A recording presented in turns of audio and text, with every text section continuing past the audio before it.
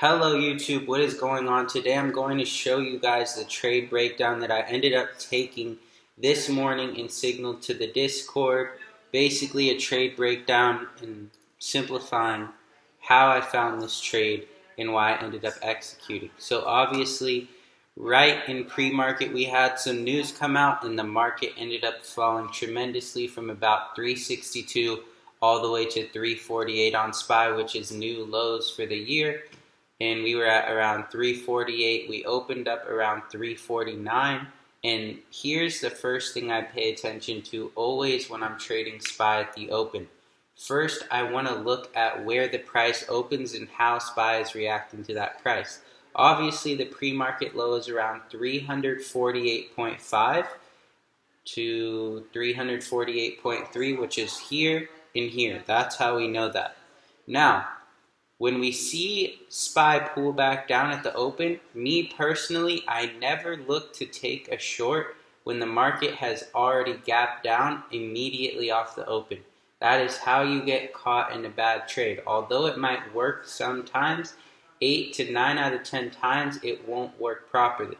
So what I did is ended up waiting. Now, as we could see, we wicked twice at pre-market low. This is telling us that SPY is actually holding this level, right? So SPY is holding this pre-market low. So once we got to this 633 candle, I ended up taking a long position. Now once I took this long position, I ended up exiting for a quick scalp right here once we pushed up to 350, because 350 is a psychological level. Also, this 348.11 correlates exactly to 3,500 on ES. So that is also a psychological level. So once we pulled back down here, I was waiting to take another entry. So first, quick scalp from here to here. Took the long off pre-market low, simply set a stop loss below the low of the candle, and then just let the trade, move on its own. The next trade that we took was at around 634 to 635. So added longs down here and then simply waited for the break of 350. I added here, took some off here, and then I had some runners that I ended up exiting around this level that I took for another scalp. Now obviously in hindsight, we wish we held this position because SPY ended up rallying today about 15 points. 15 points. So just crazy moves. Contracts went from 100 to 1,000. Other people in the Discord, their contracts went from around 2,000 to 10,000. So it's all about managing risk though. So obviously in hindsight, as we took our long entry here, my stop was low of day obviously, and I could have just stuck to that stop and left it there and let the market run. But who knew that the market was going to rally 15 points after a gap down? Not everyone expected that. And we had this supply for a reject from 353 all the way to 356, which we ended up consolidating and had a lot of choppy action. And so basically two really simple scalps. Let's take a look at the 5-minute to figure out more behind this trade.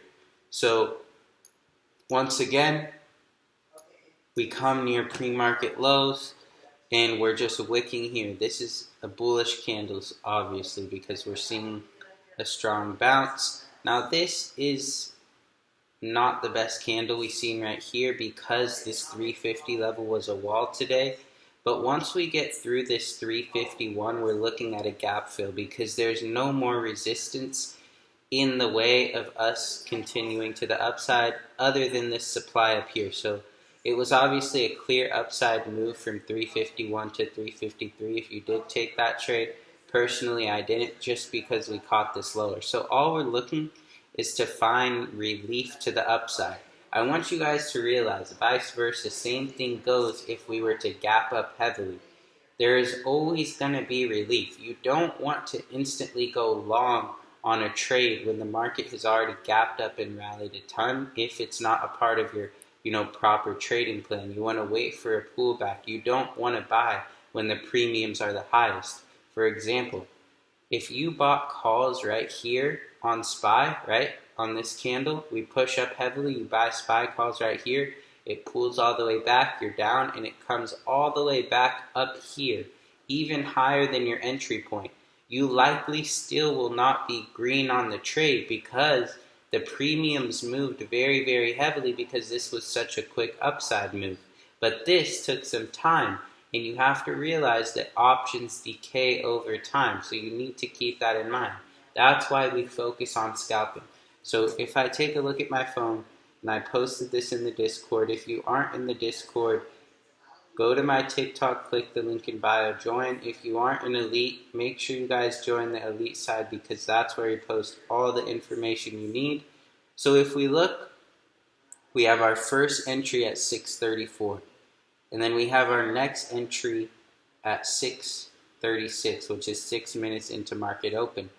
And that's where I took an entry around 349 and played that move to around 350 and then held some for the 350 break to the upside. So it's really simple. As long as you understand and you stay consistent, you're able to do this and get consistent. You have to be able to take the time to start small. If you instantly start off with large position sizing, really your mentality as a trader will be destroyed because you don't know how to manage that much risk, especially in the beginning stages. So if you're looking to get started, if you're looking to start with a small amount of money, start with 1 contract, 2 contracts, and then slowly go 3, 4, 5, 6, 7, 8, 9, 10, so on and so forth.